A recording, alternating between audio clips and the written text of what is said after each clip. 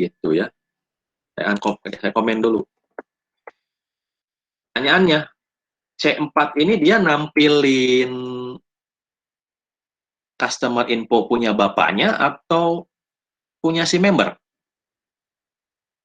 Nah, pertanyaan. Silakan tulis di chat. C4 ini akan menampilkan customer info yang punya customer, yang ini, atau yang punya member. Silakan 1 menit untuk berpikir. Jangan di coding ya. Coba dipikirkan, karena nanti di ujian sertifikasi itu nggak boleh coding. Kita harus mampu menganalisis sendiri. Nah, ketika C4-nya ini dia menampilkan customer info yang versinya bapaknya atau yang versinya yang anaknya, yang member. Saya mau minum dulu ya. Silakan.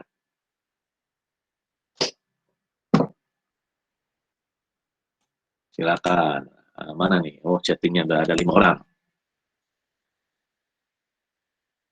Member, Pak. Oke. Punya member, Pak. Oke. Member, Pak. Member ya. Ya, sebenarnya sama kan, Python juga ya. Oke, kita lihat saja. Ya, kita lihat. Kita jalankan what is going on ya, yang terjadi. Jangan lupa di save. Sekarang. Nah, yang dijalankan adalah yang anaknya ya. Yang anaknya. Kenapa masih 0 ya? Kan setnya di komen sama saya ya. Kan tidak bisa. Jadi inilah yang dikenal dengan virtual method invocation. Kelihatannya seperti memanggil bapaknya ya, metode yang ada punya bapaknya, tetapi pada kenyataannya dia memanggil metode anaknya. Jadi virtual ya. Ini namanya virtual invocation. Inilah saya perkenalkan konsep itu. Nah, ini gimana supaya bisa ngeset lagi? Saya bisa ngeset lagi. Ya, kembalikan lagi objeknya ke dalam semula. Gitu ya. Gimana cara mengembalikannya? Cara mengembalikannya harus ditampung dulu ya ke dalam bentuk objek, namanya adalah objek member. Gitu ya. Member E5 biasanya C4 ya, karena dirinya sendiri ya, sama dengan C4. Apa nih maksudnya? Nah, inilah dikenal dengan istilah casting. Ya. Ini namanya casting. Casting. Apa tuh? Mengembalikan ke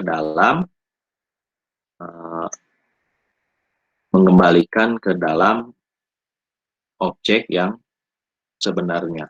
Ya. Jadi nanti di sini ada C4A ya, set diskon.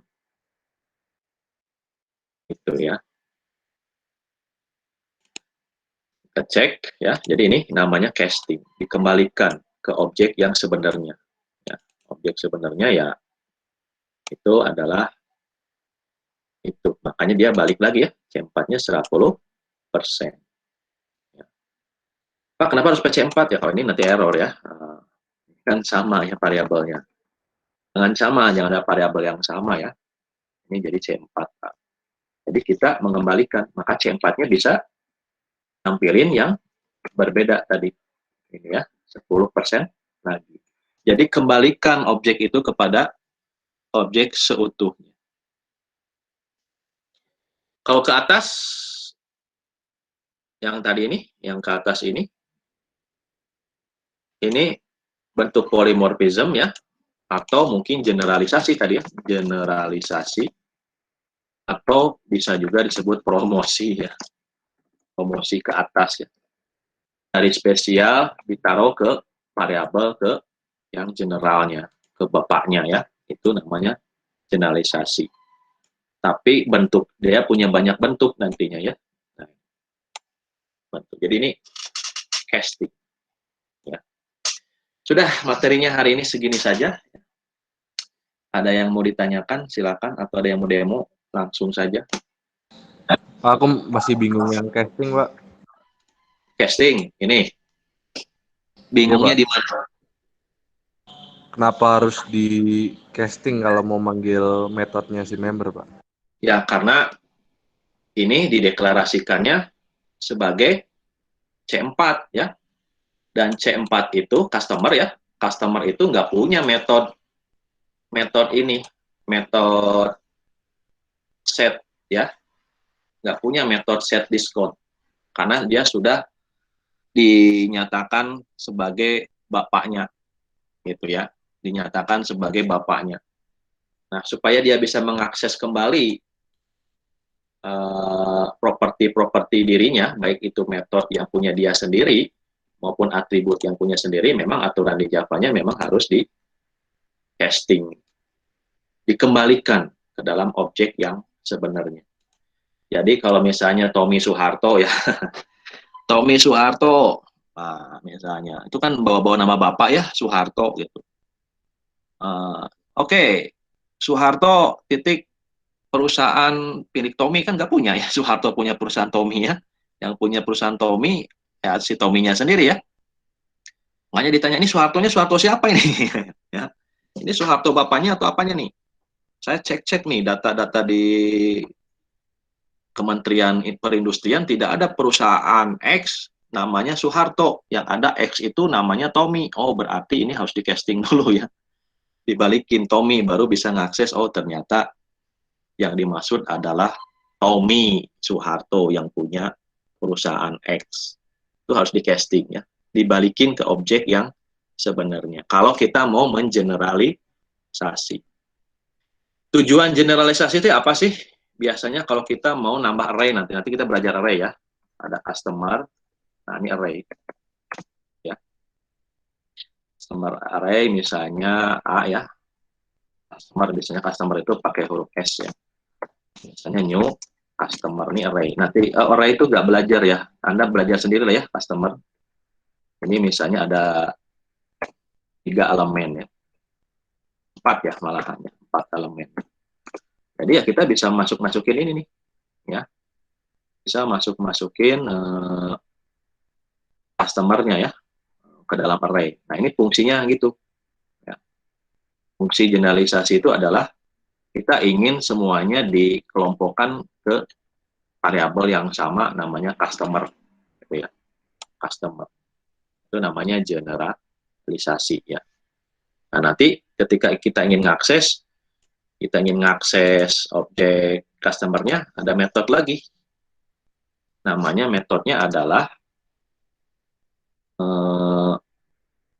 E4. Nah, ini ada instance of E4, ada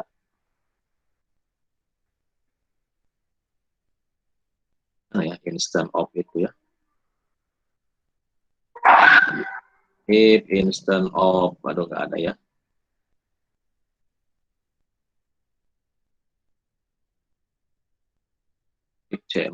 If instance of ya. Nah ini nih instance of. Tapi nantilah besok ya kita belajar minggu depan lah instance of ya. Supaya nggak bingung dulu andanya ya. Jadi intinya fungsi dari mengelompokkan ke dalam yang ke atasnya ya, dideklarasikan ke bapaknya, itu adalah untuk mengelompokkan di sini supaya semua dianggap sama ya. Jadi Tommy Soeharto bisa masuk ke array ini ya. Hutomo Mandala Putra nggak ada Soehartonya ya. Titik Soeharto bisa masuk ke situ ya. Pokoknya selama dia pemilihnya boleh masuk ke situ. Tapi nanti ini kita pelajari minggu depan ya. Oke, itu saja ya. Di casting, kembalikan ke objek sebenarnya. Kalau sudah digeneralisasi. Oke, ada lagi? Silakan.